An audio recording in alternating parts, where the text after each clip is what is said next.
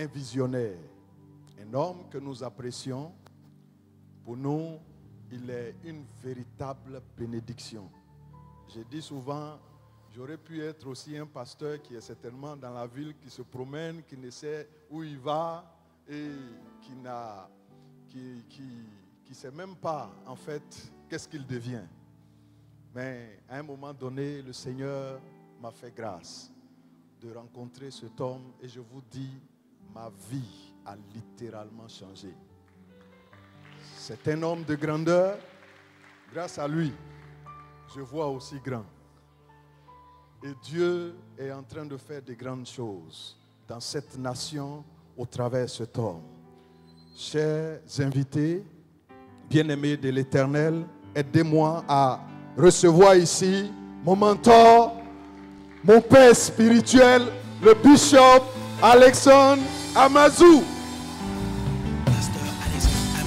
Sa vie transformée suite à un appel au ministère d'enseignement et de miracles par le Seigneur Jésus. Ministère confirmé par des signes et des miracles lors d'enseignements, séminaires tant au plan national qu'international. Il est le fondateur et président de International Seed of Life Ministry et des églises Alliance Biblique Missionnaire, prédicateur, enseignant et motivateur. Le pasteur Alexandre Amazou est l'initiateur de la conférence d'Abidjan, une vision reçue du Seigneur pour sonner le réveil spirituel dans la francophonie. Écrivain et auteur prolifique, il est à son actif plusieurs ouvrages, notamment Les hommes de la race des dieux, Réussit sa vie, La faveur des pères, Le transfert de l'iniquité par les liens du sang, Devenir la meilleure version de soi. Alexandre Amazou est marié au pasteur Lorette, missionnaire. Ils ont 4 enfants, honorables serviteurs de Dieu. Très chers invités, recevons ensemble un passionné de Dieu, le pasteur Alexandre Amazou.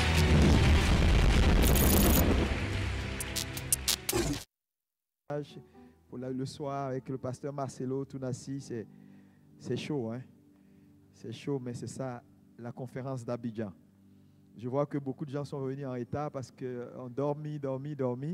Les sessions du matin, c'est à 9h. Est-ce qu'on peut me dire 9h? Alléluia.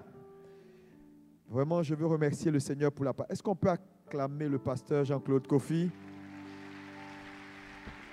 Il faut bien acclamer parce que c'est exceptionnel. Moi, j'ai été béni. J'espère que tu as été béni. Si tu as été béni, dis à ton voisin, ta vie ne sera plus jamais la même. Ah oui, parce que là, il nous a bénis et il a enseigné des choses précises. Il a donné des rudiments. Nous allons juste aller là-dessus. Vous savez que moi, j'ai mon style. On va rire, mais on va avancer. Dis Amen. Et est-ce que tu es prêt? Je vais saluer tous ceux qui nous suivent via Internet. Ils sont nombreux de toutes les nations. On va vous les présenter hier. Tous les pays francophones, nous sommes connectés de partout.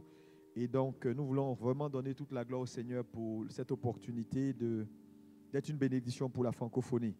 Amen. Je vais partager avec vous un sujet. Et ça sera mon sujet pendant cette conférence. Alléluia.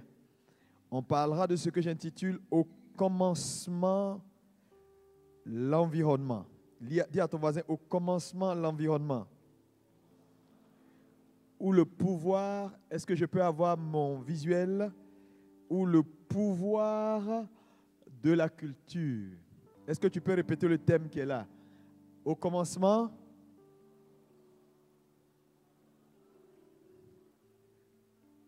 merci. Il faut m'éclairer un peu le fond d'écran. Il faut me donner de la lumière sur le visuel. Merci. OK, pour qu'on puisse bien voir. Donc, au commencement, l'environnement. Il faut bien m'écouter. Parce que je vais te parler de choses vraiment essentielles. Pour certains, tu découvriras certaines choses. Mais le plus important, c'est que tu repartes avec une nouvelle façon de voir les choses et une compréhension nouvelle.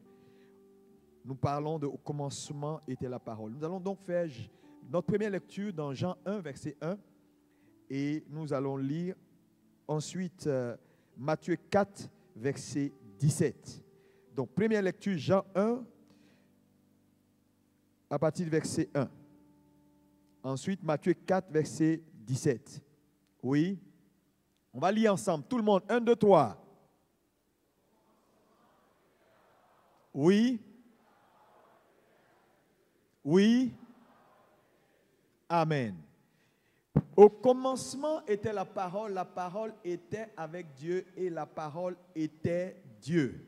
Au commencement, la parole. Mais quand on continue le verset, on dit, continue le verset, et la parole était Dieu. Il dit, elle était au commencement avec Dieu, oui. Continue. Toutes choses ont été faites par elle et rien de ce qui a été fait n'a été fait sans elle. Donc, la Bible nous planque un décor important. Au commencement, la parole. La parole est Dieu, elle est avec Dieu. Tout a été fait par la parole. Rien de ce qui a été fait n'a été fait sans la parole. Ça veut dire la parole a au commencement fait toutes choses. Donc, ça veut dire ce qui a tout fait est ce qui a la capacité de tout défaire. C'est très important. Tout est venu par la parole. Tout est de la parole. La parole est Dieu. Donc, si la parole est au commencement de tout, ça veut dire la parole a la capacité d'agir sur tout. Parce qu'une source influence toujours son objet. Si tu veux polluer de l'eau, il ne faut pas polluer l'eau au milieu, pollue la source. Si tu as pollué la source, tu as pollué l'eau. Donc, c'est ce qu'on appelle le pouvoir de la source. Donc, la Bible établit un fait important. La parole est au commencement de tout. C'est-à-dire, s'il y a quelque chose que tes yeux, en tant qu'homme, peuvent voir, elle est sous le contrôle de la parole. C'est-à-dire, tout ce que tu crées, tu contrôles la chose. Donc, si la parole est au commencement de tout, ça veut dire qu'il n'y a rien dans cet univers, y compris toi, qui ne soit sous le contrôle de la parole. Donc, si elle a tout fait, ça veut dire qu'elle peut tout défaire. Parce que ce qui fait peut défaire. C'est pour vous montrer la gravité de ce thème. Au commencement était la parole. Dieu fait une déclaration qui est totalitaire. Et vous allez voir que lorsqu'on parle du commencement, il y a toujours trois personnes. Numéro 1, quand on lit Genèse 1, verset 1, au commencement, Dieu créa. Jean 1, 1, au commencement était la parole. On a deux personnes de la divinité. Le troisième personnage de la divinité, au commencement, Dieu créa et l'esprit. Maintenant, tout ce qui est au commencement est avant le commencement. Ça veut dire qu'ils ne sont pas dans le commencement parce que ce qui est au commencement n'est pas dans le commencement. Je suis en train de t'envoyer quelque part. Est-ce que ça va pour quelqu'un? Donc, on se rend compte que dans l'univers, il n'y a que trois entités qui étaient avant le commencement. C'est-à-dire au commencement. Le Père, au commencement, Dieu, le Père, créa. Donc, celui qui a conçu la création. Au commencement, selon Jean 1.1, la parole. Et au commencement, selon Genèse 1.1, l'esprit. Voilà les trois entités qui étaient au commencement, c'est-à-dire avant le commencement. Et tout ce qui est avant le commencement est éternel, parce que n'a ni commencement. Est-ce qu'on peut dire Amen très fort? C'est des vérités qu'il faut d'abord comprendre et accepter en tant qu'enfant de Dieu. Le pasteur Kofi a dit des choses très importantes.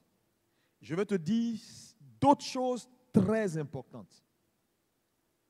Je te dis, il y a des choses, peut-être ce sera un message que tu vas entendre qui va te suivre et toute ta vie.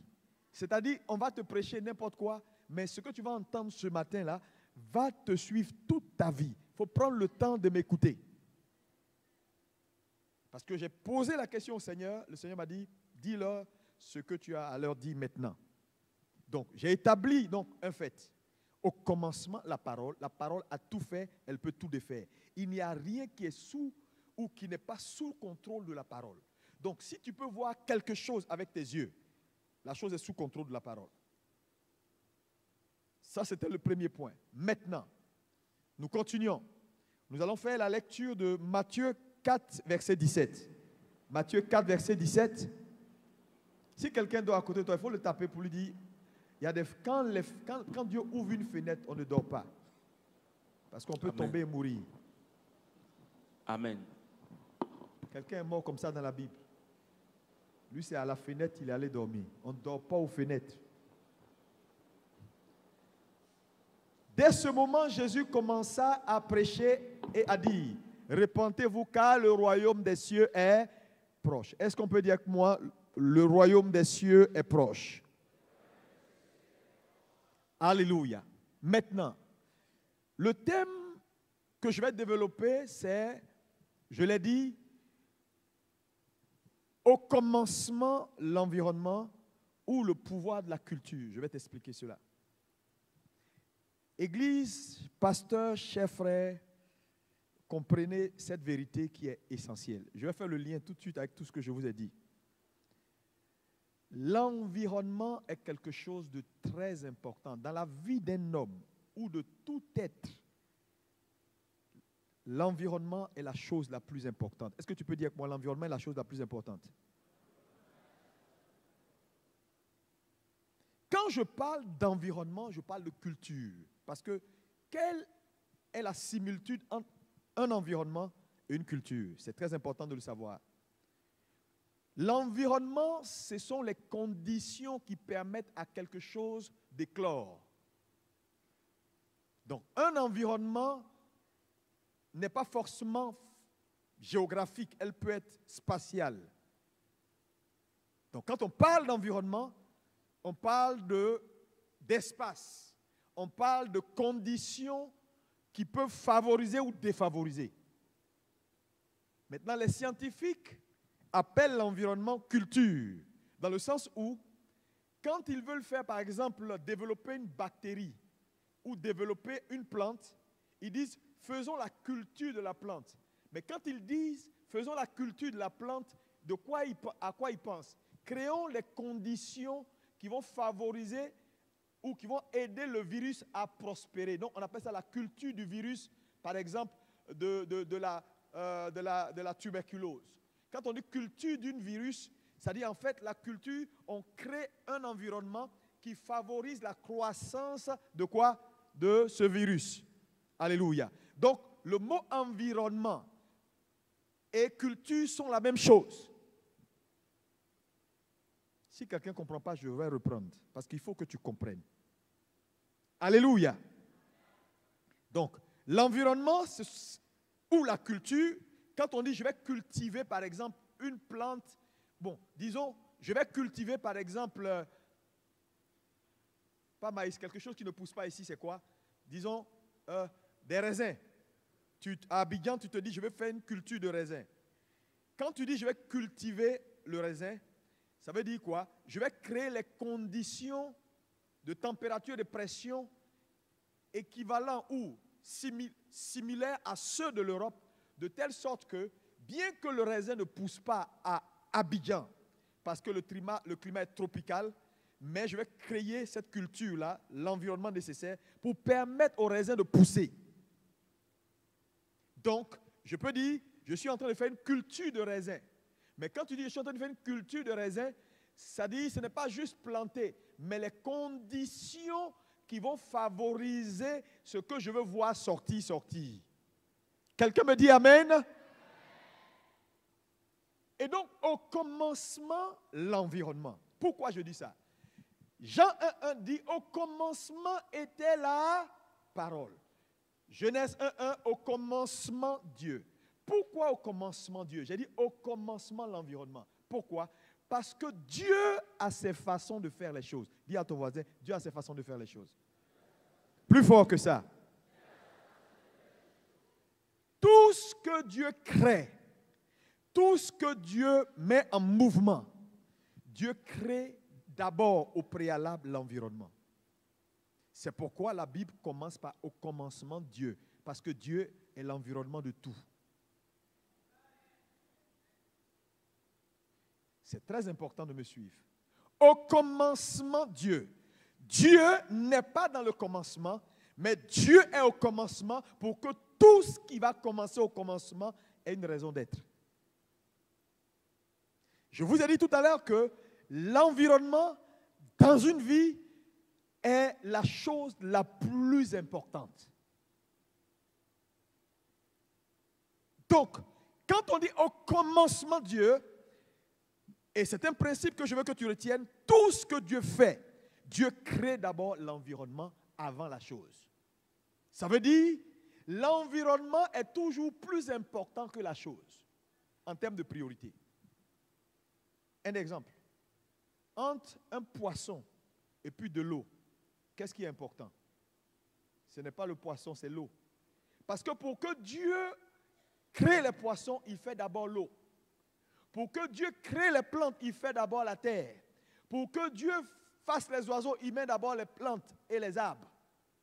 Pour que Dieu appelle les luminaires, il établit d'abord les cieux. Donc l'environnement précède les choses.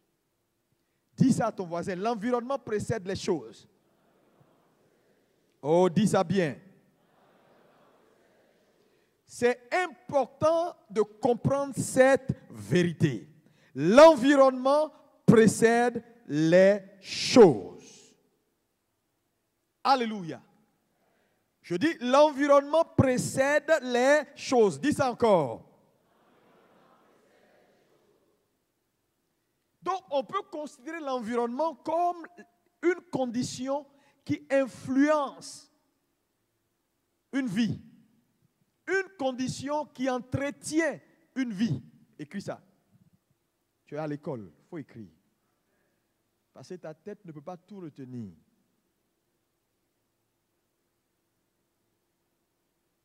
Donc, un environnement, ce sont des conditions qui entretiennent la vie qui doit venir. L'environnement est très important. C'est pourquoi j'ai dit au commencement l'environnement. Pourquoi? Parce que Dieu s'apprête à tout faire. Et Dieu donc se présente. Au commencement, moi. Au commencement, Dieu. Au commencement, Jéhovah. Au commencement, la parole. Et à partir de la parole, à partir de Dieu, tout trouve une raison. Maintenant, je viens d'établir que l'environnement est toujours plus important que la chose en termes de priorité. Ça veut dire quoi? Si la parole est au commencement de toute chose, qu'elle contrôle toute chose, que tout est venu par la parole, ça veut dire qu'il n'y a pas plus important que la parole. La parole est supérieure à tout ce qu'elle a créé. Quelqu'un me dit un bon amen. Alléluia. Donc l'environnement, alléluia, est très important. Donc, l'environnement est établi avant les choses. Ça, c'est la priorité de Dieu. Et vous savez, je vais vous dire une vérité. Si vous ne comprenez pas la façon dont Dieu travaille, vous allez faire fausse route. Et je vais te dire des choses assez fortes ce matin. Pour que tu, en partant, que ta façon de traiter et de voir les choses change.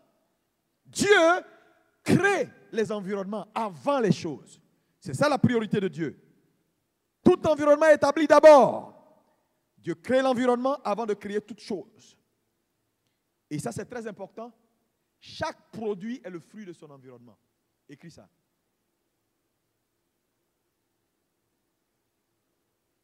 Chaque produit est le fruit de son environnement. Ça veut dire, quand tu observes quelque chose qui n'est pas bon, il ne faut pas t'attaquer à la chose. L'environnement est mauvais.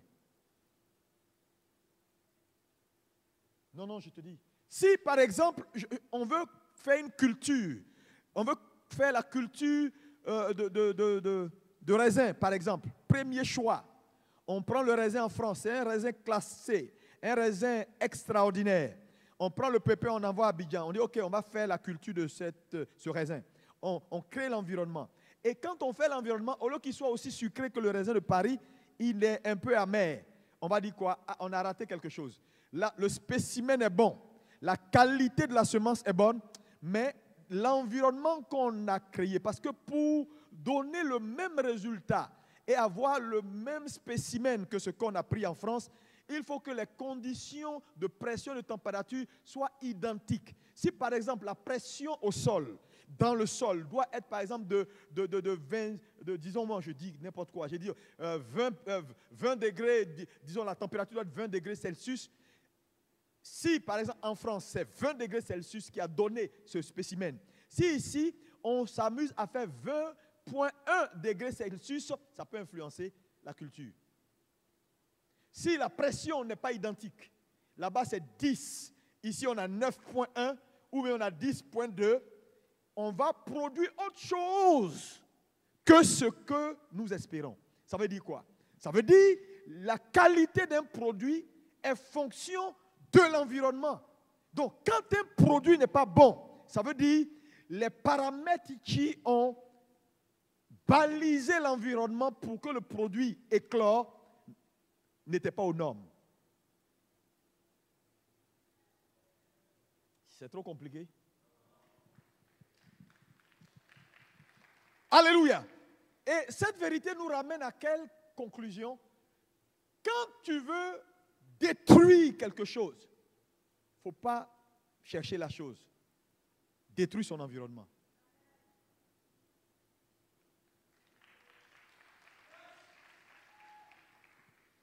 Si par exemple, tu veux tuer un homme, il ne faut pas le poursuivre. Il faut le priver du bon environnement. Il va mourir seul. Tu veux tuer un poisson, sors-le de l'eau. C'est une affaire de secondes. Il va sauter, puis après il disparaît. Tu veux tuer une plante? Ne dis pas je vais te couper. Il faut tout faire pour le déraciner. Au lieu de fatiguer, couper il faut le déraciner. Sors-le de son environnement. Après quelque temps, ses feuilles vont jaunir. Hein? Il sera encore arrêté bien grand là. C'est pour te tromper. Va et puis reviens. Aussi sûr qu'il est sorti de terre, c'est une affaire de temps. C'est la même chose. Quand tu veux tuer un homme, il faut l'éloigner un peu de Dieu. Parce que quand Dieu veut créer l'homme, il ne s'adresse ni à l'eau, ni à la terre, il s'adresse à lui-même.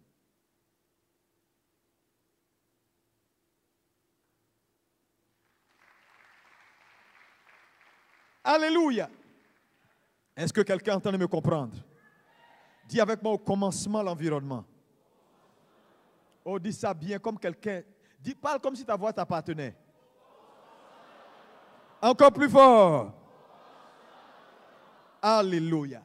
Donc, quelle que soit la qualité d'une semence, si elle n'est pas dans le bon environnement, cette semence ne peut pas atteindre ses objectifs. Donc, ce qui fait un produit, c'est son environnement. Ça va te donner, ta façon de voir les choses vont changer. Et vous allez voir que la plupart des chrétiens sont comme ils sont là. Ce n'est pas parce qu'ils sont mauvais. Ils ne sont pas dans le bon environnement. Parce que l'environnement a la capacité de te faire comme de te défaire. L'environnement peut te défaire, peut te déformer. Parce qu'en réalité, un homme tire ses informations de son environnement. Ce qui me fait, quand on parle de l'intelligence est le fruit de l'environnement. Ce que je sais, c'est là où j'ai grandi. Prendre deux personnes nées d'une même femme, jumeaux. Un né ici, dans un petit village, vers l'ouest là-bas, où il y a plein de rebelles. Et puis tu mets un à Washington DC, non loin de la Maison Blanche. Tu les ramènes 25 ans après. Frère, ils sont complètement différents. Façon de penser, de voir la vie. Résultats différents. Pourquoi? Parce que l'environnement a la capacité de te déformer.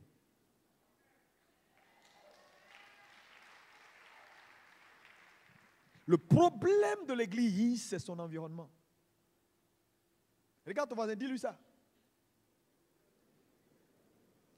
Je veux dire au pasteur, arrêtez de fatiguer les fidèles. C'est vous.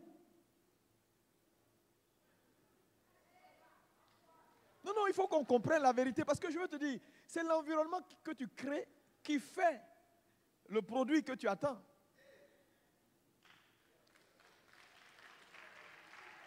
Vos acclamations sont timides. Comme si vous n'êtes pas d'accord. Alléluia.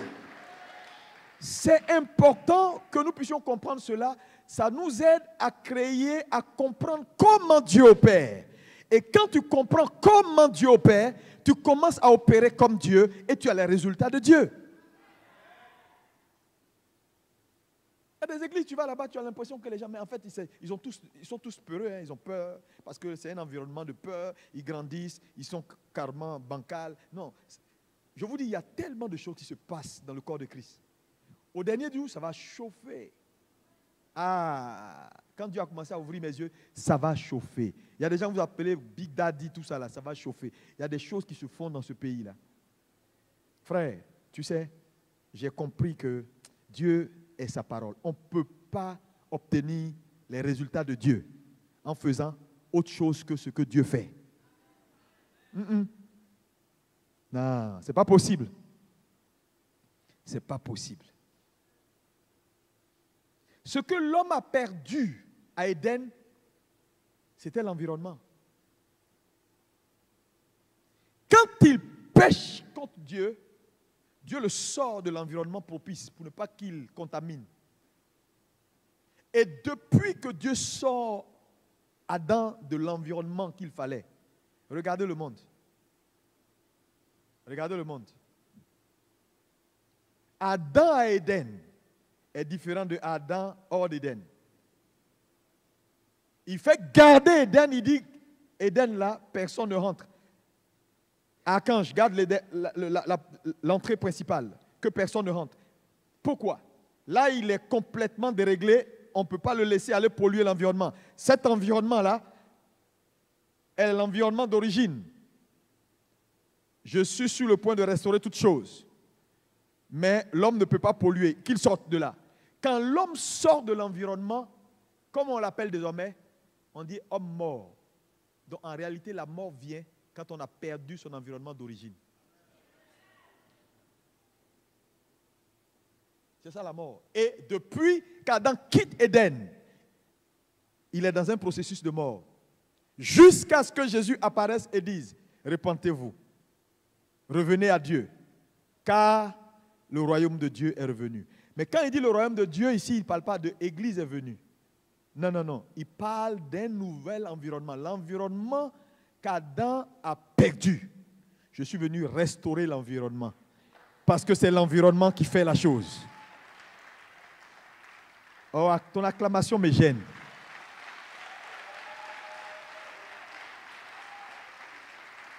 Alléluia. Donc Jésus vient pour restaurer l'environnement que nous avons perdu et qui a fait de nous ce que nous sommes devenus aujourd'hui. Alléluia, des gens bizarres, avec un comportement bizarre. Jésus est venu restaurer cela. Et cela est très important pour vous, pasteurs, de le comprendre. Donc, la mission de Jésus, c'est restaurer l'environnement qui va maintenant faire quoi? Travailler pour créer le bon produit.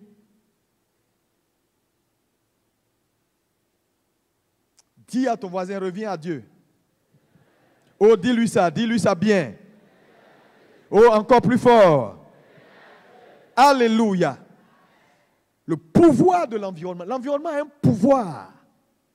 C'est l'environnement qui fait un homme. C'est pourquoi je vais vous dire une chose, frère. Quand vous voulez changer un homme,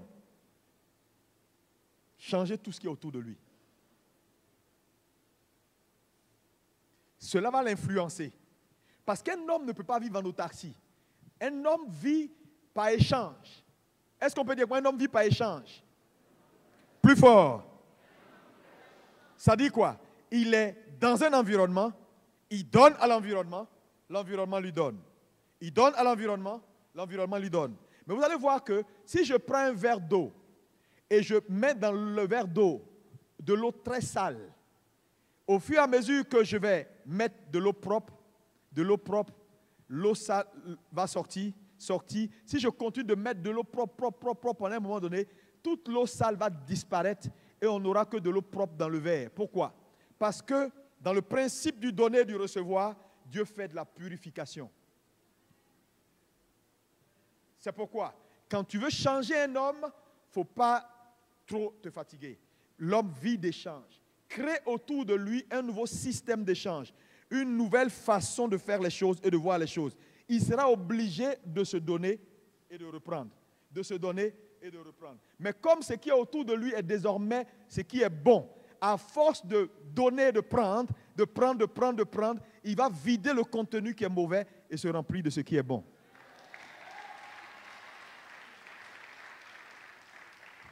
Quelqu'un me dit un bon amen. C'est pourquoi le pasteur disait tout à l'heure, il faut continuer à enseigner. N'ayez pas la pression de voir, ah, lui là, son église a grandi parce que maintenant là, il dit power. Je vois 2 femmes qui ont mangé riz gras. Donc ne sois pas pressé d'aller là-bas forcément. Je dis, reste concentré et continue de faire ce que Dieu t'a dit. Même si c'est difficile, même s'ils sont 3, prêche la parole. Même s'ils sont 2, prêche la parole. Même s'ils ne comprennent pas, prêche la parole. Continue de pousser, continue de faire ce qui est bien, de dire la parole. Un jour, à force d'entendre les mêmes choses,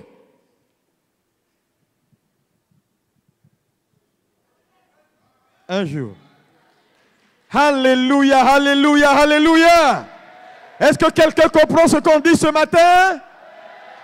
Alléluia, si tu comprends, dis un bon amen. Parce que vous savez, ne soyez pas tentés par l'évangile alimentaire. C'est très facile et tentant de voir qu'une église grandit parce que le monsieur là, il a lavé son visage. Donc quand il regarde ici, là, il voit clair. Quand il voit ici, il voit clair. Bon, je vais vous dire, ils vont beau copier, mais on saura toujours.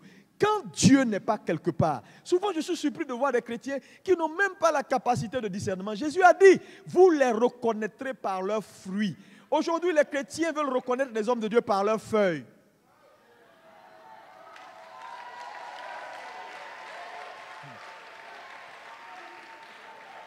Ah, Jésus dit les fruits, vous regardez aux feuilles. Les feuilles, frère, les feuilles, c'est de la simulation. Le fruit est la révélation de l'arbre et non la feuille. Tu peux voir, je peux te montrer 2 feuilles. Feuille de papayer et feuille de manguier. Tu peux ne pas savoir qu'est-ce qui est papayer, qu'est-ce qui est manguier si tu n'as pas l'habitude. Ou Alléluia!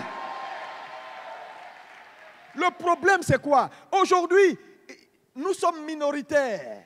Parce que je veux te dire, tu vas beau parler, ils vont te dire oui, le pasteur là, on sait qu'il a des copines dans la ville. On sait qu'il n'est pas sérieux. On sait, mais nous là, on est là. Parce que tu es qui pour juger? Frère, ils ne veulent plus, ils veulent regarder aux feuilles. Parce que pour eux, le monsieur continue de faire des miracles. Le monsieur parle et la chose arrive. Le monsieur fait comme ça et puis les gens tombent. Le monsieur dit ça, il dit 3, 4, 5, 6. Mais il a une petite copine qui gère, ça ne gêne pas. On s'en fout des fruits. Nous, on veut voir les feuilles.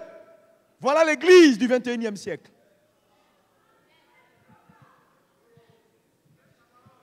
Il y en a même, tu es assis ici, tu sais, mais tu es assis là quand même. Pourquoi? Tu veux voir les feuilles. Et quand tu vois quelqu'un qui est bien, qui est sérieux, tu dis, oh, ils sont trop sérieux.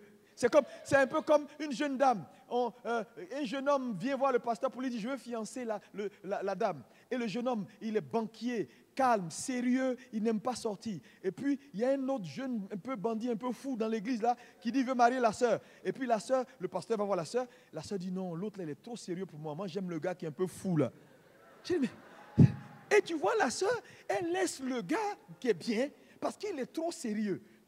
On va pas trop rire à la maison. Il ne sort pas, c'est pas un gars chaud, il est trop gentil. Je veux m'asseoir, il soulève chaise, je veux manger, il met dans ma bouche. Moi j'aime les gens qui me cognent un peu, tu vois, pasteur.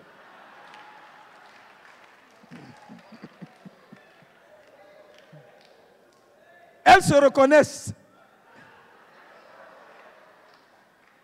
Alléluia. Mais souvent, mais la chose, mais tu dis, mais ma soeur, comment tu peux laisser un tel homme pour aller marier un tel homme? Elle dit, ah, tu sais. Pourtant, le monsieur là blesse son cœur. Mais elle dit, non, mon pasteur, lui là, non. Je l'aime trop, quoi. Le gars, il est trop calme, pasteur, je ne me sens pas.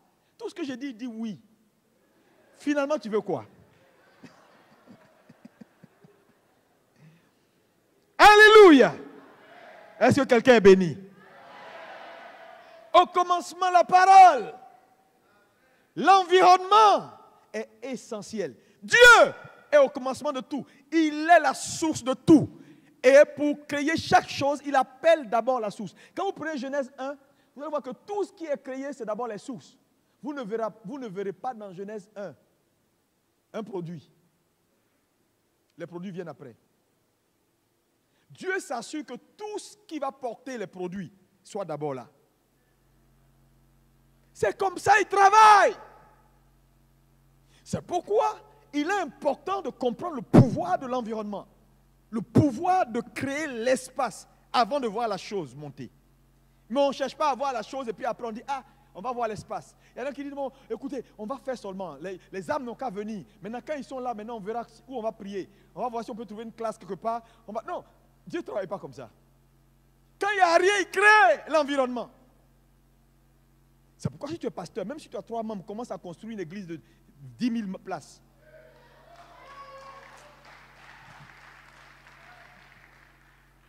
Parce que Dieu remplit toujours les espaces qu'on lui donne.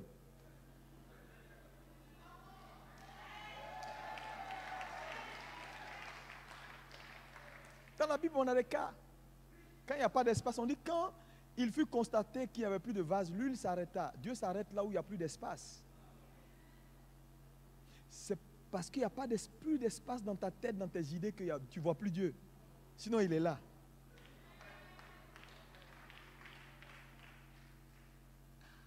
C'est bon pour quelqu'un? Le produit est toujours le fruit de son environnement. Dis à ton voisin, le produit est toujours le fruit de son environnement. Jésus, dans le Notre Père, fait une prière. Il dit, Notre Père qui es aux cieux, que ton règne, quoi? Il appelle l'environnement. Apprends-nous à prier. Que ton règne vienne. C'est le préalable. Et que ta volonté soit faite, ici comme au ciel. L'environnement est une priorité. Dis à ton voisin, c'est une priorité. Dis avec moi, l'environnement nous protège. C'est l'environnement d'une chose qui protège la chose. Tant que la terre est fertile, tant que la terre est bonne, c'est la sécurité de la plante. L'environnement protège son produit. C'est pourquoi nous là, comme Dieu est bon, c'est pourquoi on tient encore.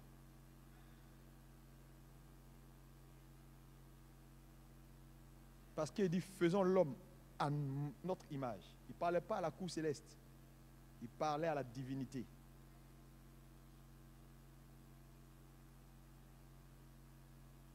Dis avec moi, l'environnement protège le produit.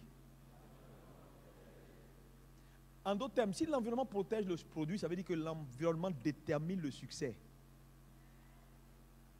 Il y a beaucoup de gens là, tu ne t'en sors pas à cause de ton exposition. Je répète, tu ne comprends pas bien le français. Il y a des gens, quand tu vas quitter la conférence d'Abidjan, il y a des gens avec qui tu ne dois plus marcher.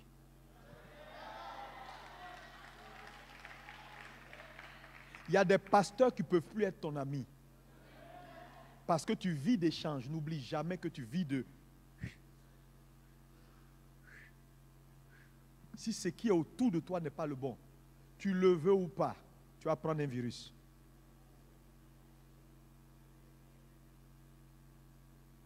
Donc, ton exposition peut déterminer ta hauteur. Où tu vas arriver dans la vie, où tu ne vas pas arriver. Faites gaffe. Toi, déjà, ils sont tout le temps. Mais ces gens, tu fais quoi avec ces gens-là? Ce pasteur avec qui tu peux pas respirer sans le voir là. Tu fais quoi? Le monsieur, l'onction est contagieuse. Mais je te dis, il y a des gens qui ont une onction de poisse. Mais je ne sais pas, tu veux plaire à qui? Tu veux plaire à qui? Il y a des pasteurs là, vous avez tout fait pour qu'ils viennent à la conférence. Ils ne viennent pas. C'est parce qu'ils sont possédés.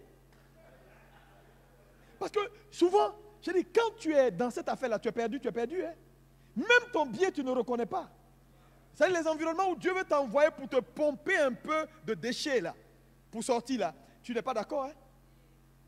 Parce que là, Dieu est en train de faire pompage de déchets. Pour remplir autre chose. Tu ne peux pas rester dans un tel environnement là pendant une semaine. Si tu repars, que ta tête, tu ne réfléchis pas, on ne peut plus rien faire pour toi. Il faut jeter ta Bible et puis va chercher à faire maraboutage. Non, je suis honnête avec toi. Hein. Au moins, tu vas t'asseoir pour réfléchir, pour dire, comment ils font cela? Parce qu'au moins, cette question, tu peux poser, non? Comment ils font? C'est comment tu as commencé à être sage. Frère, tout est une question d'exposition. À quoi tu es exposé? Ce à quoi tu es exposé détermine ton environnement.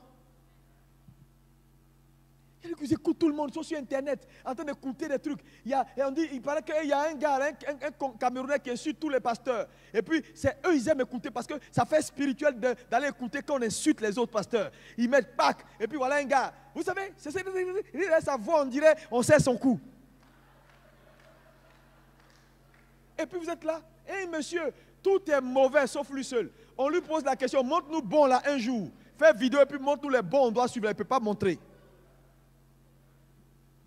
Tous ceux qui essaient de faire quelque chose sont mauvais. Ils font le diable. Tu sais, on ne t'a pas encore critiqué faussement. Tu vas comprendre que c'est spectaculaire. Comment l'imagination des hommes très fertile. Ils peuvent monter une histoire, venir argumenter et puis donner des arguments pour dire ce qu'ils sont en train de dire est vrai. Toi-même, tu es là et puis tu les regardes, tu dis, oh Dieu, Dieu, Dieu, Dieu, Dieu, qu'est-ce qui se passe? C'est de toi on parle, hein? Et puis, on dit, toi-même, ce qu'on dit là, on t'informe, tu ne sais même pas. Aller sur Internet, écouter n'importe quoi, tu vas polluer ton esprit. Tu vas détruire ta destinée. Parce qu'il est facile, frère, je vous dis, quand tu prends un virus, est-ce que tu peux dire, un virus. Jésus, un jour, les disciples sont venus voir Jésus pour dire, mais maître, regarde là, hier on passait ici là, ce n'est pas une bonne graine on a semée, d'où vient qu'on voit l'ivraie? On dirait la nuit, quelqu'un d'autre est venu semer une autre graine que la bonne graine. Maître, s'il te plaît, il ne faut pas te fatiguer, laisse-nous aller enlever. Jésus dit, ne touchez pas à la moisson. Pourquoi il ne veut pas qu'on enlève la mauvaise graine que les gens viennent de semer? Parce qu'une graine ne se déterre pas comme ça. C'est seulement la moisson qui a la capacité d'ôter une mauvaise semence. Oh!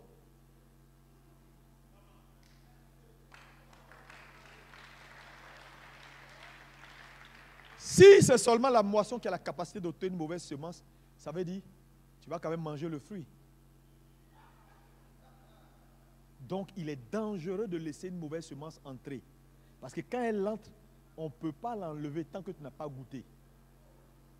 Donc tous les bishops et les archevêques qui veulent tenter d'enlever des mauvaises semences dans la vie de certaines personnes, tu vas faire gaffe. Parce que Jésus a fait une déclaration pour dire, si vous tentez d'enlever la mauvaise semence, faites gaffe de peur que la bonne semence aussi soit ôtée. Donc à force de vouloir enlever la chose qu'ils n'ont pas le droit d'enlever si ce n'est à la moisson, ils vont finir par détruire ton esprit. Et la vie de beaucoup a été gâchée parce qu'un soi-disant tout-puissant pasteur onctionné a dit, ne t'inquiète pas, je vais régler ça. Et il a tenté d'enlever quelque chose qui n'est pas arrivé à moisson.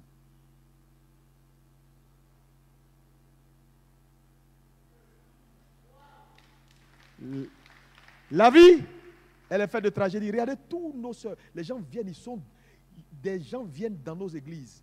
Ça dit démolis. Pas par le diable, démolis par des hommes de Dieu.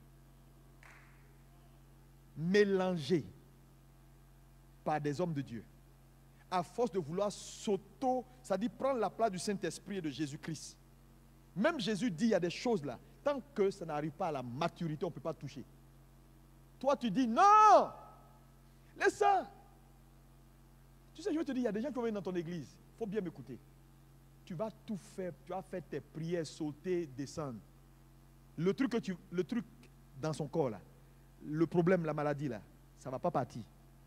Parce que tant qu'elle ne moissonne pas, tant que la semence n'arrive pas à maturité, sa racine ne va pas sortir. Si tu tentes de forcer, tu enlèves la bonne graine. Ce n'est pas moi qui ai écrit la Bible. Hein. À quoi tu t'exposes? On ne marche pas. Vous savez, le seul commandement dans la Bible, le commandement qui nous autorise à être ensemble, là, il dit quoi? Aimez-vous les uns les autres. Dieu me commande de t'aimer. C'est mon devoir de t'aimer. Mais vous ne verrez jamais un commandement qui dit ayez tout le monde pour ami. Ça n'existe pas. Ça veut dire je peux t'aimer, mais tu n'es pas mon ami. Tu es un homme, je t'aime. mais tu restes loin. L'amitié est un choix. Est-ce que tu peux dire que l'amitié est un choix? Parce qu'une amitié n'est pas juste une amitié. Quand tu te lis d'amitié avec quelqu'un, tu partages son héritage, en bien comme en mal. Est-ce qu'il y a quelqu'un dans cette salle? Si tu es là, acclame pour moi, pour que je... Alléluia! L'environnement crée le succès ou crée l'échec. Et plusieurs échecs dans la vie des gens, c'est ton environnement. Ce à quoi tu es exposé.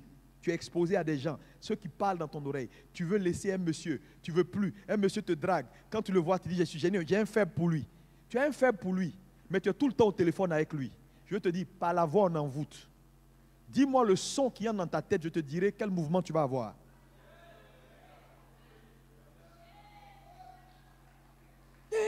Non, on ne parle pas avec les gens qu'on veut quitter.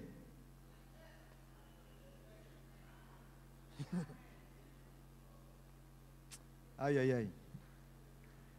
Une soeur m'écoute. Tout le temps, tu es là, non, au téléphone. Non, tu sais, moi, non, c'est fini, toi et moi, c'est fini. Non, tu sais. Et puis, ça grosse fois. Oh non, écoute, c'est moi qui te parle. Tu vas voir si tu vas partir.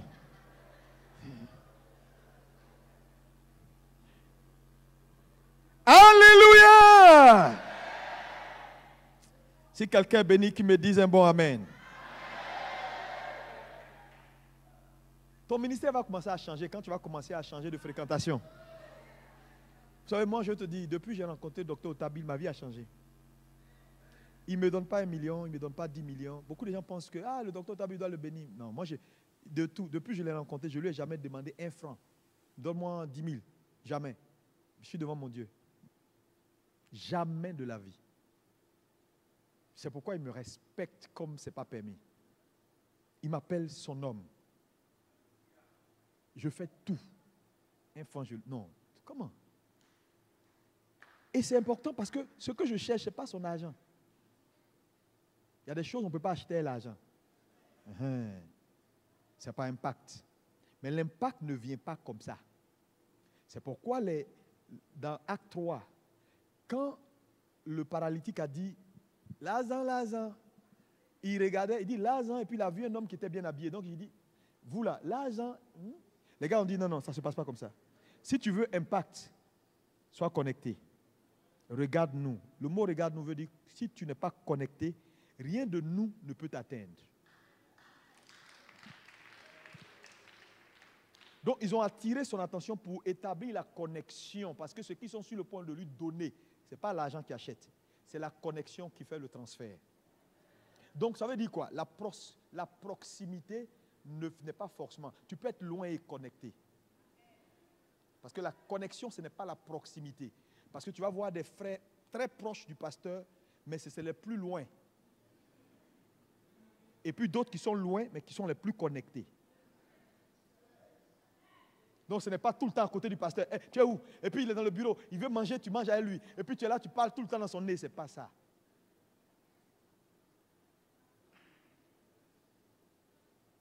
La connexion est ce qui fait le transfert. Église de Jésus-Christ. Même quand je suis loin, cet homme-là, je suis connecté à lui. C'est important. Vous n'allez pas avancer. Dieu vous a envoyé ici pour vous faire comprendre que c'est comme ça que les choses marchent. Les gens sont tout le temps en train de justifier. Nous, on habite Gonzac. Je te dis, ton environnement immédiat, ce n'est pas Gonzac. Ce sont les choix de valeur que tu fais. Parce que l'environnement, je dis, elle peut être spatiale. Elle n'est pas forcément physique. Tu peux être habité Gonzac. Mais tes antennes sont plantées à Cocody, à Paris, à New York, étant à Gonzac. Oh, quelqu'un peut acclamer pour Jésus. Regardez, tout le monde a fui l'intérieur du pays pour venir à Abidjan. L'apôtre Paul Simplice est resté à l'intérieur du pays. Mais il a réalisé à l'intérieur du pays ce que les gens à Abidjan n'ont pas réalisé. Ça veut dire que ce n'est pas l'environnement immédiat physique. Je veux dire à quelqu'un, quelles sont tes connexions? Quelles sont tes expositions? tu parles avec qui? À qui tu remets ta dîme? Parce que là encore, c'est un autre débat. Les pasteurs qui ne payent jamais leur dîme, ils mangent eux-mêmes leurs propres semences et ils veulent avancer dans la vie. Dans la vie, il y a des semences là, toi tu ne peux pas manger. Si tu manges, ça te recale. Dans une bénédiction, il y a toujours 3 parties. Celle que tu dois manger, celle que tu dois remettre en investissement, et puis celle que tu dois prendre pour faire ce qu'on appelle établir un levier. Celle-là, tu ne peux pas la manger. Tu mènes dans la vie de quelqu'un qui est plus grand que toi pour que sa grâce te soutienne dans ta faiblesse.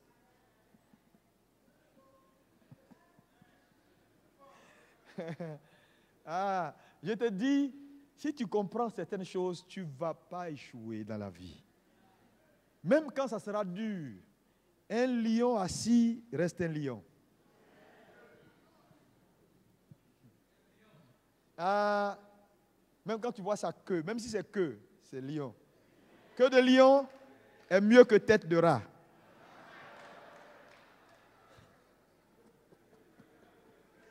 L'autre là, c'est tête, hein, mais c'est quand même rat.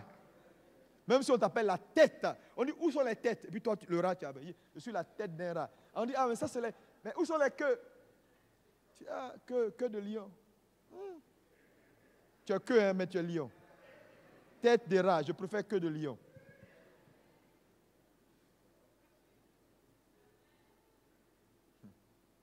Amen. Je préfère que quelqu'un me dise, ah, ça c'est un fils d'Otabil. Qu'on dise, tu vois, voilà le président fondateur du ministère Jésus arrive dans quelques jours. Mais attendez. Ça c'est tête de rat, tu vois, non? Président fondateur de... Tu es la tête, mais c'est vraiment du rat, quoi, tu vois, parce que c'est un rat. Mais je suis, on dit, c'est le fils. Il attrape Bible Otabil et puis il le suit. Mais quand on dit Otabil, c'est qui? Voilà. Ça ressemble à quelque chose. Voilà. Même si je suis sa queue, la queue d'un lion est un lion. Hein. Donc, il ne faut pas être toujours...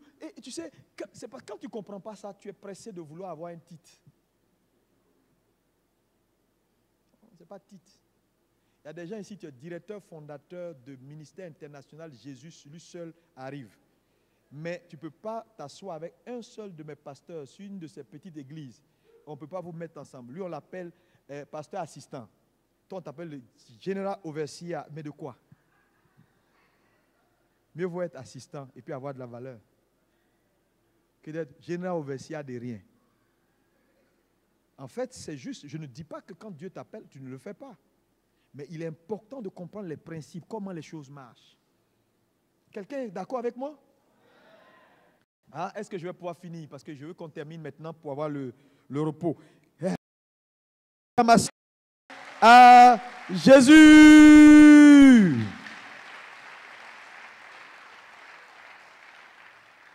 Maintenant, on va terminer dans quelques minutes. Maintenant, je veux faire un parallèle pour te montrer quelque chose de très important. Ici, qui est vraiment essentiel. Quand Dieu donc fait la création, au commencement, Dieu créa le ciel et la terre. Numéro 1, la terre devint informe et vide. Donc, entre Genèse 1.1 et Genèse 1.2, vous voyez voir que quand vous lisez vos Bibles, les versets ne sont pas... s'ils mettent les versets, surtout dans les livres seconds que vous allez voir, Genèse 1.1, c'est en haut, et puis il y a toujours un décalage, et puis on a Genèse 1.2. Vrai ou faux? C'est parce qu'en réalité, Genèse 1.2 n'est pas la continuité systématique de Genèse 1.1. Au commencement, Dieu créa, ça c'est la création. Et la terre est devenue. C'est des années plus tard que Genèse 1.2 a commencé. Donc entre Genèse 1.1 et Genèse 1.2, il y a eu quelque chose qui s'est passé. Il y a eu des siècles qui se sont déroulés, qui se sont écoulés. Mais quand ils ont fait le récit, ils ont dit, au commencement, Dieu créa, et la terre était informe et vide. Parce qu'il n'y a pas de logique entre les deux versets. La qu'on veut créer. Si je veux créer un pot, j'ai l'image de mon pot. Je veux qu'il soit comme ça, petit par le haut et gros par le bas. Donc c'est l'image que j'ai dans mon esprit que j'amène à existence par l'argile que j'ai entre mes mains. Donc il ne peut pas avoir de création qui n'a pas de forme. Donc c'est ambigu. Dieu ne peut pas concevoir amener à existence ce qu'il conçoit, et la chose n'a pas de forme et elle est vide. Mais qu'est-ce qui a fait que la création qui est parfaite au départ est devenue informe, c'est-à-dire sans forme et vide? Il y a eu quelque chose, et les ténèbres. Et la Bible nous donne les ténèbres comme un fait. Et les ténèbres à la surface de l'abîme. Mais attendez, elle vient d'où? Et les ténèbres. Le papa l'a dit hier, c'est la nature de Satan qui couvrait l'abîme. Mais pour que la nature de Satan couvre l'abîme, la création de Dieu, qu'est-ce qui s'est passé pour que la nature de Satan couvre l'abîme? Nous parlons de la parole. Parce que je vous dis, il y a des choses, si vous ne les comprenez pas, votre interprétation des Écritures sera tordue. Et vos expériences naturellement tordues, parce que les expériences suivent toujours la croyance. Quelqu'un me dit un bon amen. Amen.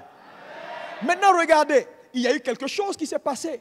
Maintenant, vous allez voir que Jérémie 4, verset 23, je vais juste lire un seul passage de ça, Jérémie 4, verset 23, pour vous montrer quelque chose, et je vais revenir. Oui, Jérémie 4, verset 23. Oui. Je regardais la terre, et voici, elle est quoi? C'est la première fois dans la Bible que le mot informe et vide apparaît ici. Tu ne verras nulle part un seul verset. C'est dans Jérémie 4, 23. Et je regardais et voici, la terre était informe et vide. Les cieux et leur lumière à... Faites attention ici, parce que tu peux lier ce verset-là au déluge de Noé. Ce n'est pas le déluge de Noé, parce que quand Dieu a frappé au temps de Noé, il n'a pas touché à la lumière des cieux.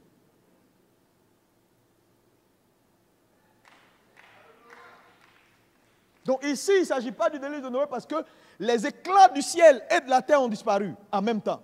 Au temps de Noé, non. La terre a été jugée, mais le ciel a gardé son éclat. Oui, continue. 10 lumières ont disparu. Oui, vas-y. Je regarde les montagnes et voici, elles sont ébranlées et toutes les collines chancellent. Oui. Je regarde et voici, il n'y a plus d'hommes et tous les oiseaux des cieux ont pris la fuite. Bon, on va arrêter là. Ici, c'est une complainte. Il est en train de décrire un état apocalyptique de destruction.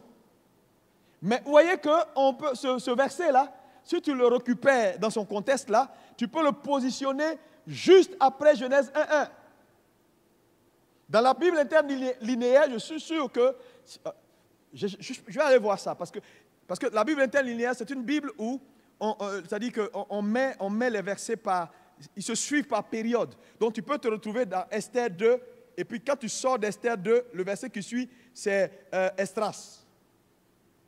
Parce qu'ils font les choses par chronologie. Parce qu'il y a plusieurs livres qui se recoupent en termes de chronologie et d'événements. Quelqu'un me dit Amen. Maintenant, ici, c'est un jugement qui a eu lieu. Donc la Bible nous fait comprendre qu'il y a eu un jugement après la création. Dieu a créé toutes choses. C'était parfait. Bon, et il y a eu un jugement qui est intervenu entre Genèse 1.1 et Genèse 1.2. Et tout a été jugé. N'oubliez pas que la Bible dit, quand on repart, la Bible dit, il y eut guerre dans le ciel. Mais la guerre n'est pas restée que dans le ciel. Satan a été vaincu. Mais quel était venu? Je suis plus grand que Dieu. Et je m'asserai sur la montagne de Dieu. Je serai semblable au Très-Haut. Il n'y a pas quelqu'un qui peut être semblable au Très-Haut. Voilà l'origine du conflit. En vrai dit, voilà l'origine du conflit. Pourquoi? Parce que Satan a eu vent du plan de Dieu pour la création. Il ne peut pas accepter ça. Oh, on me regarde avec des yeux hagards. Maintenant, c'est important. Quand il y a guerre, parce que Dieu est trop grand pour Satan, il met Michael, l'archange en chef, le chef guerrier. Michael, donc, combat Satan. Et la Bible dit la place de Satan ne fut plus trouvée dans le ciel. Mais en temps, dans sa rébellion, il a pu quand même séduire un tiers. Frère, au ciel, tu peux séduire un tiers. Ce n'est pas Abidjan ici. Que les rebelles ne vont pas prendre un ou deux pour partir. Même ceux qui sont dans le conseil de Dieu, il y en a plein. Donc un tiers des anges, il les a séduits, il est parti avec eux. Maintenant, dans la guerre, qu'est-ce qui va se passer? C'était une guerre de territoire. Il faut sortir. Le monsieur là a subi ce qu'on appelle un changement d'identité. Il n'était pas Satan, il est devenu Satan. Parce qu'il y a des choses, Dieu ne le fera pas. Il y a des principes, quand tu les violes, automatiquement, il y a un changement de nature en toi. Par le fait de vouloir devenir comme Dieu, il a subi un processus de changement de nature. Il est passé de ange de lumière, axe brillant, à ange des ténèbres. Maintenant, quand il subit une telle métamorphose qui n'est plus réversible, on ne peut pas le laisser dans le même environnement. C'est la même chose qui s'est passée à Éden. Il faut l'exciter, le sortir de l'environnement du ciel. Maintenant, pour le sortir, Michael doit le précipiter. Mais le précipiter où? Apocalypse 19, 19, malheur à la mer, à la terre et au sec, parce que le diable est descendu vers vous avec une ardente colère. Donc, il faut le précipiter.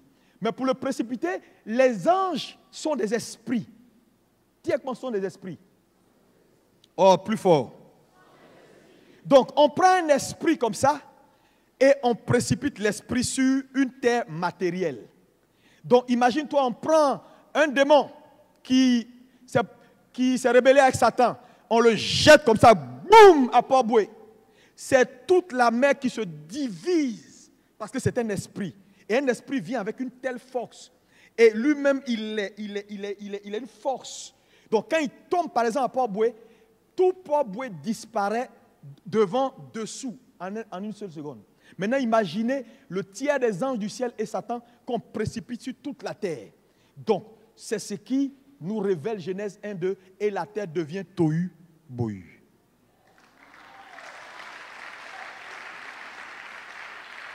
Et la terre devient sans forme. Parce qu'ils sont tellement tombés qu'ils ont déformé, cassé les collines, chassé les oiseaux, tout, fait disparaître tout. L'eau est montée, l'eau a pris la place pour pas prendre. Tout était devenu un chaos total. Au-dessus du chaos. Les ténèbres sont au-dessus du chaos.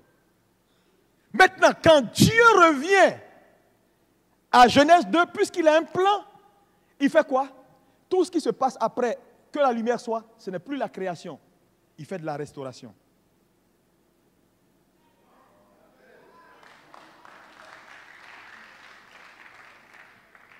Il restaure pour que...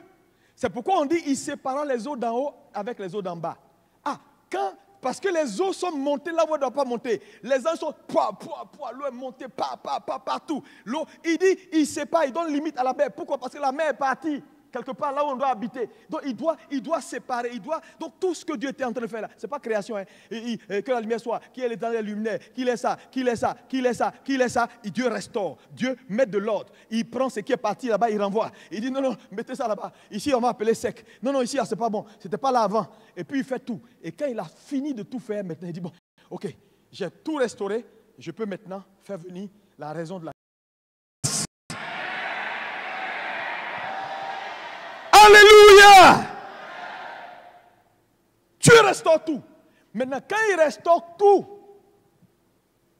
la Bible dit, Dieu fit l'homme à son image et à ça. Mais avant de faire l'homme, la Bible commence toujours par dire, il planta d'abord le jardin. Dieu crée l'environnement avant la chose. Il plante d'abord Éden. Et ensuite, il plaça, et la Bible dit, si vous lisez vos Bibles, je n'ai pas le temps, à cause du temps, je ne vais pas aller dans trop de lecture. La Bible n'a pas dit l'homme trouva Éden, non. Et le plaça, de façon délibérée et intentionnelle, Dieu le place à Éden. Mais Éden est d'abord fait avant que l'homme n'arrive. Maintenant, l'élément fondamental sur lequel je vais terminer avec vous ici, c'est qu'il faut comprendre maintenant ce que c'est qu'Éden. Donc, Éden, c'est quoi? Quand tu vas faire des recherches hébreu, grec, va étudier, c'est bon pour toi. Tu vas voir que Éden veut dire présence. Présence. Ça veut dire que quand on parle de présence, on n'a jamais pu localiser Éden parce qu'en réalité, Éden n'était pas un environnement physique. C'était une atmosphère. Éden veut dire porte ouverte sur le ciel. Éden, c'est la présence de Dieu. Donc, ce que la Bible fait, c'est quoi? La Bible nous dit ici, c'est que Dieu donc crée, il fait quoi? Il crée Éden. Il crée d'abord Éden, il établit Éden. N'oubliez pas que l'homme est sorti de Dieu. Donc, en réalité, l'environnement numéro 1 que Dieu donne à l'homme, c'est lui. Donc il met, c'est pourquoi vous allez voir qu'à Éden, Adam n'avait pas besoin d'église, de prière, d'intercession. Pourquoi? Parce qu'il était dans la présence de Dieu. Quand il est avec Dieu, quoi, il parle, Dieu est là. C'est-à-dire, il n'y a pas de, il y avait rien. Adam est perpétuellement avec Dieu. C'est ça, Éden. Quelqu'un me dit un bon amen. Est-ce que c'est bon pour quelqu'un? Donc, et ça, c'est vraiment important. Hein, c'est vraiment important. C'est pourquoi je vais vous dire la vérité. Maintenant, je vais faire une petite diversion. Est-ce qu'il faut que je le fasse? Le temps. Regardez ici. Quand Dieu donc fait l'homme, n'oubliez pas que le mot homme ici n'est ni masculin, ni féminin. Le mot homme. Mais le premier homme que Dieu crée est l'homme grand H mâle. Dis avec moi, l'homme mâle. Plus fort. Dieu crée l'homme mâle. C'est-à-dire l'homme mâle, garçon. La femme, l'homme femelle n'est pas encore dans l'affaire de tout ce que je suis en train de te raconter. Maintenant, quand il crée l'homme mâle, n'oublie pas qu'il y a eu un chaos. L'objectif de la création de l'homme mâle, c'est la gestion désormais de l'univers, qui a été mis dans le chaos. Il n'y avait pas de gestionnaire. On a précipité le monsieur, mais maintenant, on va mettre quelqu'un qui va contrôler tout. Donc, le fondement de prend l'homme dit. Beaucoup de gens pensent que l'homme mâle est la tête du foyer ou est le chef de la famille. Non, c'est faux. L'homme mâle n'est pas la tête de la famille, n'est pas le chef de foyer. L'homme mâle est le fondement du foyer. Parce que ce qui est en bas est plus important que ce qui est en haut. C'est la femme qui est la gloire. Ce n'est pas l'homme. L'homme est en bas. Les fondements de ce bâtiment-là sont plus importants que la toiture.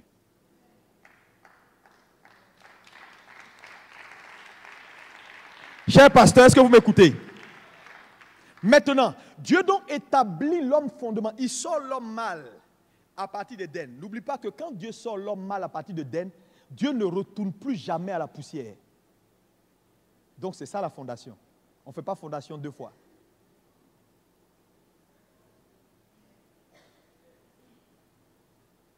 Il fait l'homme mâle, spécimen de la gestion de cette humanité qui vient de restaurer. Je dis, aujourd'hui, là, on entend parler Bible. Quand il fait l'homme mâle, il établit l'homme mâle comme fondement. Donc, l'homme est le fondement de la famille. La fondation, la fondation. Et n'oubliez pas que tout ça, il le fait à Éden, c'est-à-dire dans sa présence. C'est très important, écoutez-moi bien. Ça veut dire quoi? Ça veut dire que s'il y a une chose qui doit être le plus important pour un homme, c'est Éden. Parce que l'environnement est ce qui fait la chose. L'environnement est toujours plus important que le produit. Donc, Éden devient pour chaque être, chaque homme mâle, la priorité de recherche. Pourquoi les foyers ne se portent pas bien et il y a beaucoup de chaos dans le monde? C'est parce que les hommes ont quitté Éden. C'est-à-dire, ils ont quitté la présence de Dieu. Quand je dis les hommes ont quitté la présence de Dieu, je n'ai pas dit les hommes ne vont plus à l'église. Ce n'est pas de ça que je parle. Non, non, non. Beaucoup de pasteurs, de frères et tout vont à l'église, mais ont quitté Éden. Parce que quitter Éden, c'est un type de relation. Parce que même quand Adam est parti là, Dieu continue à parler avec eux. Il a même dit protéger Caïn. Ils étaient tous encore dans l'église du Seigneur, mais c'est une église un peu bizarre. C'est-à-dire, il les protège, mais on ne sait pas, ils ne sont pas là, ils sont là. Frère, donc vous comprenez que quitter Éden, ce n'est pas aller s'asseoir dans une église. Je suis temps. Si les hommes reviennent à Éden, puisqu'ils sont la fondation et le fondement des familles, toutes les familles seront restaurées. Voilà pourquoi Satan attaque les hommes mâles. Parce que Satan sait que quand tu as coupé un homme mâle de sa vraie source, tout ce qui peut venir après est déréglé.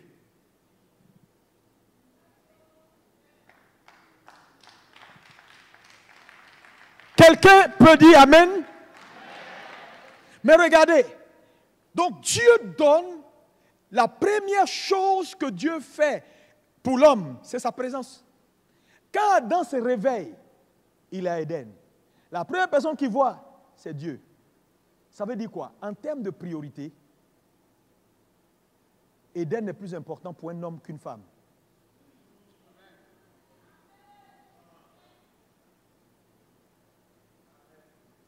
Chers hommes, votre premier besoin n'est pas une femme. Dis ça à ton voisin.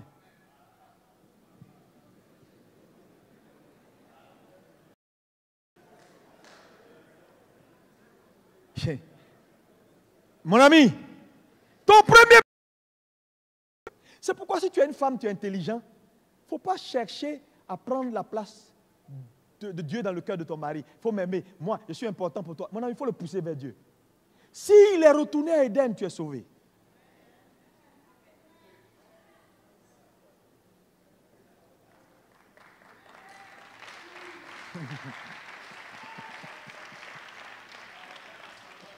Les gens, ils ne veulent pas acclamer. Alléluia! Est-ce que quelqu'un peut me dire Amen? Alléluia! Éden, donc, est le premier besoin d'un homme. Ce n'est pas une femme. Oh.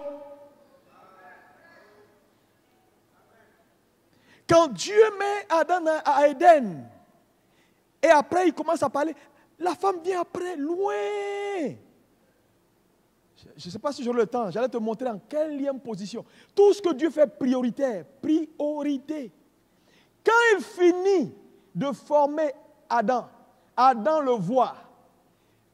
La deuxième chose la plus importante que Dieu dit à l'homme, tout ça là, la femme n'est pas là. Il donne à l'homme son commandement.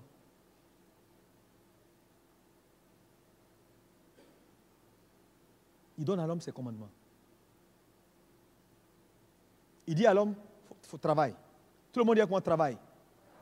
Plus fort. Donc quand Adam prend conscience à Éden, la deuxième chose la plus importante que Dieu exige de lui, ce n'est pas une femme. Travail. Donc le travail devient en termes de priorité plus importante dans la vie d'un homme mâle qu'une femme. Ça change ta théologie. Parce que Dieu n'est pas un homme pour faire les choses dans le désordre. Les gens nous ont enseigné plein de faux trucs.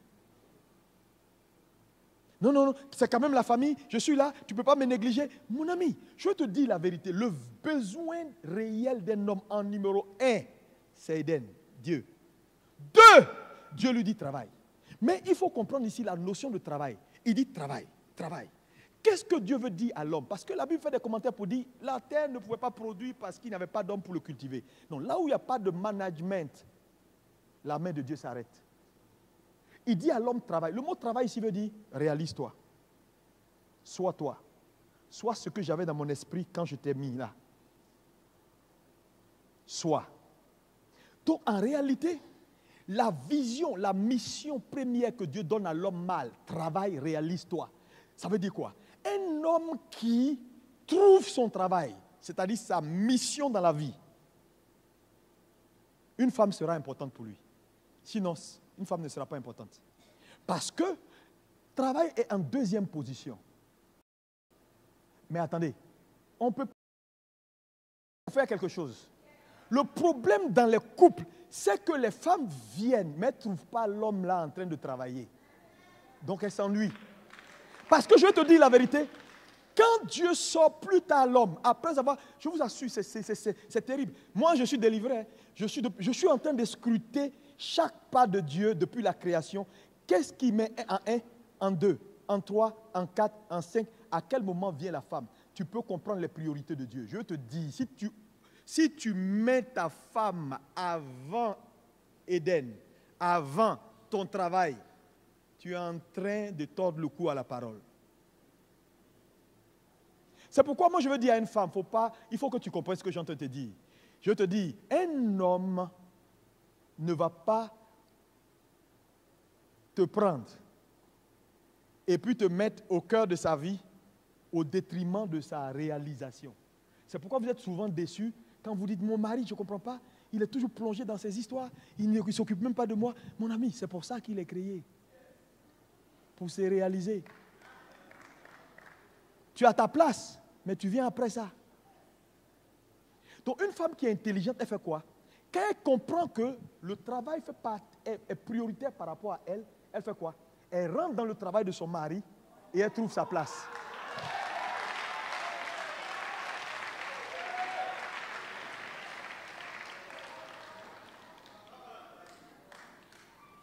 Sinon, il ne va pas laisser ça pour aller te regarder. C'est que c'est quelqu'un qui n'écoute pas Dieu. Parce que je vous dis, un homme, ce qui fait la valeur d'un homme, ce n'est pas sa femme, hein? C'est son travail. C'est la femme qui a la valeur par rapport à son mari.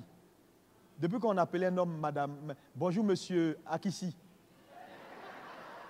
Bon, on appelle nos femmes madame caissier, madame truc là. Parce que c'est nous qui leur donnons la valeur, ce n'est pas elle, c'est pas le contraire. Nous, c'est notre travail qui nous fait. Et quand elle parle de son mari, mon mari, tu ne sais pas qu'il est le directeur, c'est le président fondateur de Worldwide Jesus Ministry. Mais elle est fière. Mais si tu fais rien, si tu ne fais rien, faire quelque chose, ce n'est pas activité. Le travail dont Dieu parle, ce n'est pas l'hyperactivité. C'est ce qui va donner satisfaction à ton cœur. C'est ce qui va réaliser ton potentiel. C'est ce qui va te connecter sur le but de Dieu pour ta vie. C'est ça le vrai travail d'un homme. Tu dois découvrir ça avant de trouver une femme. C'est pourquoi vous allez voir que la Bible dit il n'est pas bon que l'homme soit seul. Mais quand la Bible dit il n'est pas bon que l'homme soit seul, étudiez, lisez bien Genèse, ça vient après que Adam ait été à Éden, qu'il ait trouvé son boulot, qu'il ait reçu les commandements. La Bible dit un tel homme, il n'est pas bon qu'il soit seul.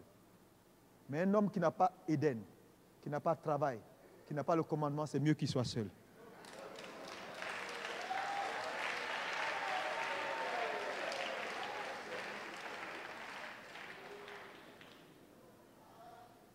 La femme, dans tout ça, elle n'est pas encore là. Quand Dieu parle, c'est pourquoi la responsabilité de l'homme dans le succès d'un foyer, regardez à ce que tu as. On lui dit, viens aider le monsieur. Mais quand on dit que viens aider, on ne peut pas t'envoyer une aide qui est inférieure à toi. Il doit être au moins égal à toi ou supérieur. Est-ce que je peux te demander si je veux soulever cette chair? C'est lourd. Est-ce que je vais appeler quelqu'un qui n'a pas au moins ma force ou supérieur à moi? Hein? Donc une aide est au moins égale, sinon supérieure. Ça veut dire la femme est une puissante aide. Dieu l'envoie dans une vie parce qu'il y a déjà quelqu'un qui a trouvé son travail. On ne marie pas les gens qui s'ennuient. Et je vais vous dire, on ne peut pas bâtir le royaume avec des hommes confus et des femmes frustrées. Parce que quand un homme est confus, sa femme sera frustrée. Mais quand un homme a trouvé son travail, sa femme sera épanouie. Parce que sa raison d'être va commencer à marcher. Encore, s'il laisse sa femme faire ce qu'elle a à faire à côté de lui, ça c'est un autre débat. Mais je vais vous dire, chères sœurs, ne cherchez pas à prendre Dieu dans la vie de votre mari. Dieu, c'est son besoin numéro 1. Ce n'est pas affaire de coucher une femme. Coucher une femme, si vous croyez que c'est affaire de coucher une femme qui va te conduire dans un mariage, tu es perdu. Tu vas faire ça 3-4 jours. Tu vas voir quand il va vouloir te toucher, tu vas dire, ah, pousse, pousse, pousse. Parce que ça là, on ne fait pas ça tous les jours. À un moment donné, vous devenez comme des frères. Ça ne te dit même plus rien du tout. Maintenant, si vous devenez comme des frères, ça ne te dit plus rien. Vous pouvez taper même 2 semaines. Mon frère, gérez votre affaire comme vous voulez. Même si c'est un mois, c'est votre problème. Tant que vous êtes à l'aise, ne faut pas regarder à côté. L'herbe n'est jamais verte chez le voisin. Les gens font semblant comme ils sont heureux. C'est tous des menteurs, ils font de la simulation. Voilà le problème dans les foyers. Voilà les vrais problèmes de l'Église. Et il faut que l'homme, vous les hommes qui êtes ici, à vous je parle ce matin, revenez à Éden, prenez votre position de fondement, comprenez que vous avez la responsabilité. Quand un foyer ne marche pas, il ne faut pas lui dire ma femme ne m'écoute pas. Pourquoi elle ne t'écoute pas? Parce que la femme est comme un incubateur. Qui connaît un incubateur? Un incubateur, c'est une machine, tout ce que tu mets dedans, il ne te ramène pas la même chose, il multiplie ça.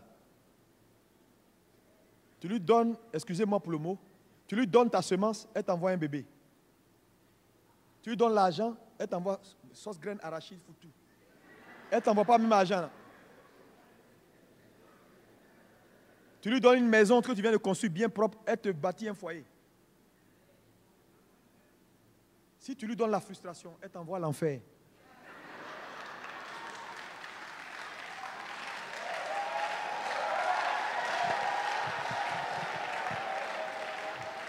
Parce qu'elle multiplie seulement.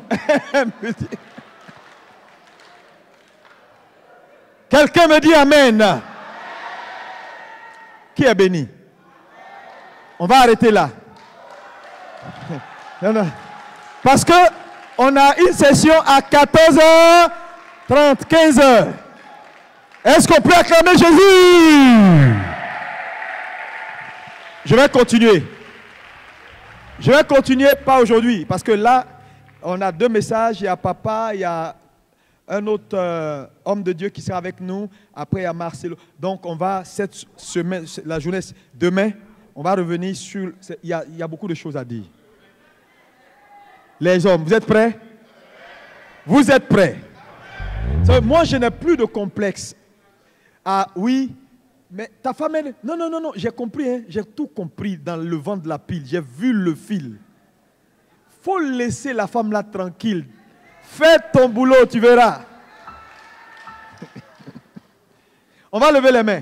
On va prier le Seigneur. Si tu es béni cette session du matin, commence à parler à Jésus.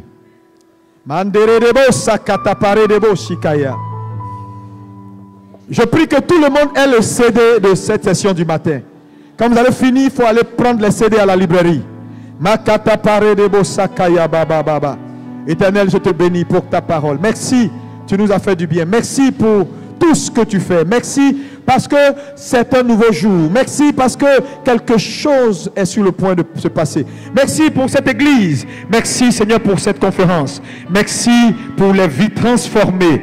Merci Seigneur parce que nous avons compris tes façons de faire les choses. Merci Seigneur pour la gloire qui est manifestée. Quittant ces lieux, nous entrons en nouveauté de vie. Merci parce que Seigneur, nos yeux sont illuminés. Merci pour la lumière dans nos cœurs. Au nom puissant de Jésus. Merci Dieu d'Abraham, Dieu d'Isaac, Dieu de Jacob.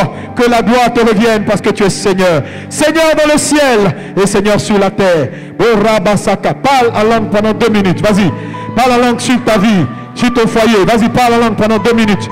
Ouvre la bouche, ouvre la bouche.